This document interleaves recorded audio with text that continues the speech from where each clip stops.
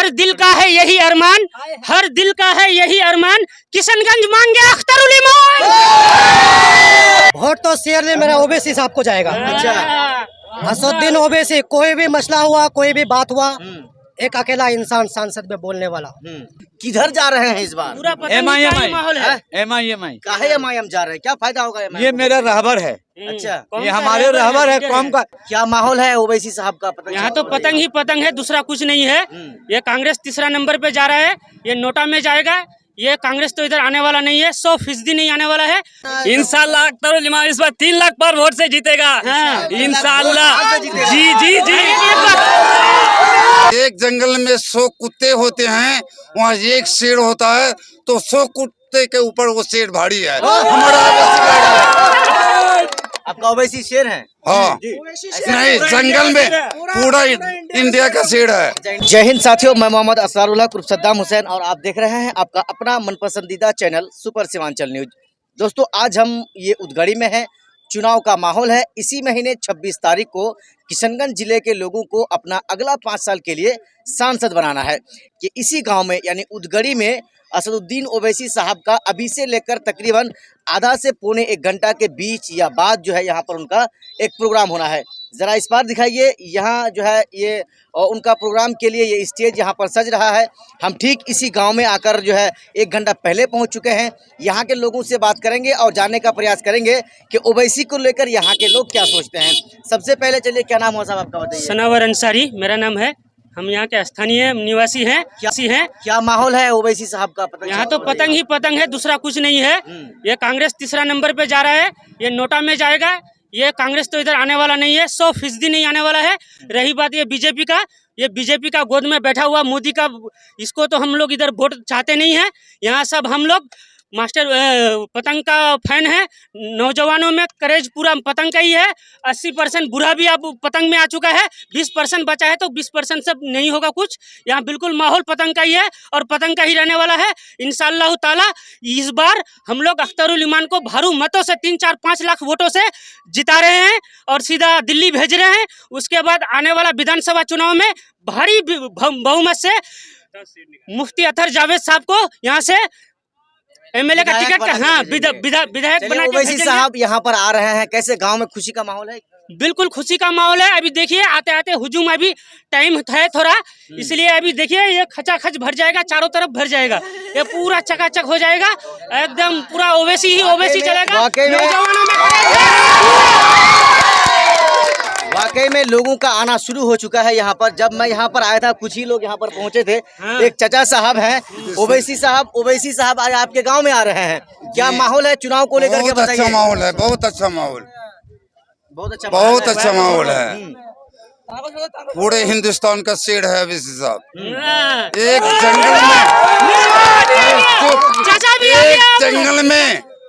एक जंगल में 100 कुत्ते होते हैं, वहाँ एक शेर होता है, तो 100 कुत्ते के ऊपर वो शेर भारी है। हमारा आपका ओवैसी शेर है? हाँ नहीं, जंगल में पूरा इंडिया का शेर है। एक मेरे पास सुनो, एक जंगल में सुनो मिसाल, एक जंगल में एक शेर है, 100 कुत्ते हैं, तो 100 कुत्ते के ऊपर वो शेर भारी है। ठीक है चाचा, कांग्रेस को ना वोट दिया करते थे, अब काहे मन? कांग्रेस को क्यों वोट देंगे? जावेद बल्ले आज का आवाज सुने हो जावेद का? कभी किसी पेपर में, किसी बयान में, किसी में आज ऐलान होता कि जावेद आवाज उठाने वाला, वो मेरे लायक, वो मिंबर के लायक नहीं है। जावेद एकदम बेकार आदमी, जो मिंबर, मुखिया के मिंबर के लायक नहीं है। चाचा सुनिए ना, लोग नेता को देखने के लिए तरसते हैं, सांसद को, और आज आपके गांव में ओवैसी साहब आ रहे हैं। हाँ बहुत अच्छा, बहुत माहौल अच्छा। नहीं, अब कह रहे थे ना कि अभी भी बुढ़ा लोग कांग्रेस में है, ओवैसी के पार्टी में आया ही नहीं है। इंशाल्लाह सब आ गया होगा, आएगा इंशाल्लाह, सब आ गया होगा। हाँ चलिए, आप कुछ बोल रहे थे। हम ये बोलना चाहते हैं कि अभी ओवैसी साहब को आने दीजिए। उसका जो गर्मा गर्म भाषण होगा ना, वो भाषण में पूरा माहौल नौजवान के पूरा जो भी 80-20% था ना, वो भी पूरा आ जाएगा, 100 का 100 पूरा आ जाएगा। ये जो इलाका है पूरा मुफ्ती साहब का इलाका है, सब कोई मुफ्ती साहब के कहने पे पतंग पे जाएगा। वो 1-2 आदमी नफीस हुआ, वो संतोष दिखाए थे, उससे 1-2 आदमी से ज्वाइन करने से कुछ नहीं होगा। और ये जो रहा हम लोग का, ये क्या बोलते हैं, ये जो मौलाना तो ज्वाइन किया है, ये तो हमारे मुफ्ती साहब जो बोले थे कि इसको तो वार्ड मेंबर में 9 वोट आया था, ये 9 वोट वाला कांग्रेस ज्वाइन किया है तो उससे कुछ नहीं होने वाला है। हाफिज महबूब, उसके जाने से उधर कुछ नहीं होगा और किसी के जाने से नहीं। हम लोग के लिए और अच्छा हुआ है। हम लोग जवान लोग अख्तरुल ईमान का नैया को पार लगा पाएगा, लग रहा है आपको? इंशाल्लाह अख्तरुल इमाम इस बार 3 लाख पर वोट से जीतेगा। इंशाल्लाह। जी। हर दिल का है यही अरमान, हर दिल का है यही अरमान, किशनगंज मांगे अख्तरुल ईमान। वाकई में जो लोगों के अंदर जोश है ना वो देखने लायक है। चाचा आप भी जरा बताइए, असदुद्दीन ओवैसी साहब यहाँ पर आने वाले हैं, जो पार्टी के राष्ट्रीय अध्यक्ष हैं। लोग यहाँ के सांसद को देखने के लिए तरस रहे हैं। ओवैसी साहब आपके गाँव आ रहे हैं। पहले अस्सलाम वालेकुम वरहमतुल्लाहि वबरकातुहू। बड़ी खुशी की बात है कि हमारे इलाके में इतनी बड़ी हस्ती आ रही है जो हमारे हर वक्त काम आते हैं। हमारे अपने जितने हैं, जैसे डॉक्टर जावेद साहब हुए, सऊद साहब आपके एमएलए हैं, हमारे तो एमएलए अंजार साहब हैं, अंजर नईमी साहब हैं, तो ये लोग हमारे कभी काम के आए नहीं हैं। इस वक्त ज़रूरत है एक तब्दीली लाने की, और ये तब्दीली हम उस वक्त लाएंगे जब हमारे माशरे में, हमारे अपनों में कोई अपना एक लीडर पैदा होगा। और उस लीडर को पैदा करने के लिए हम नौजवानों की ज़रूरत है। अगर नौजवान आज जाग जाएंगे इंशाअल्लाह सारी तब्दीलियाँ आ जाएंगी। कुछ लोग हैं हम में से जो इधर उधर भाग रहे हैं, जैसे उम्र दराज लोग हैं, उनका एक ही मसला है कि हमें हाथ पे देना है। ठीक है, आप हाथ पे दे दीजिए, लेकिन याद रखिए कांग्रेस ही एक ऐसी पार्टी है जिसने हिंदुस्तान के अंदर, हम मुसलमानों के अंदर, खुसूसन हम मुसलमानों को लड़ने और लड़ाने का काम जो किया है वो सबसे पहले कांग्रेस ने किया है। आज बाबरी मस्जिद हमारे हाथ से जो गई, कांग्रेस ही ने हटाया। कांग्रेस ही की बदौलत आज बाबरी मस्जिद हमारे हाथ से छूट गई। और उसके बाद जितनी मसाजिदें और हमारी मदारिसें जो ख़त्म हो रही है और हमारे ऊपर जो दिन ब दिन हमला हो रहा है, इसी तरह से तबरेज़ अंसारी का मामला आया और दीगर लोगों का जो मामला आया, कांग्रेस ही की वजह से आया। ये पुराने उम्र दराज लोग हैं, ये उनके ख़यालात हैं, लेकिन हमें चाहिए, हमारे नौजवानों को चाहिए कि उनके ख़यालात को तब्दील कीजिए। उन्हें भी कोशिश कीजिए कि हमारे मुआशरे में, हमारे बच्चों में, हमारे आने वाली नस्लों के लिए एक ऐसा लीडर कायम करें जो हमारी ईमान की हिफाजत करे, हमारे मुआशरे की हिफाजत करे, हमारे माँ और बहनों की इज्जत और इफ़्फ़त की हिफाजत करे। बहुत सारी बातें करेंगे, बहुत सारे लोग हैं यहाँ पर। चाचा आप जैसे उम्र दराज लोग हैं, किधर जा रहे हैं इस बार? पूरा MIM माहौल है। MIM काहे MIM जा रहे हैं, क्या फायदा होगा MIM? ये मेरा रहबर है। अच्छा, ये हमारे रहबर है कौम का।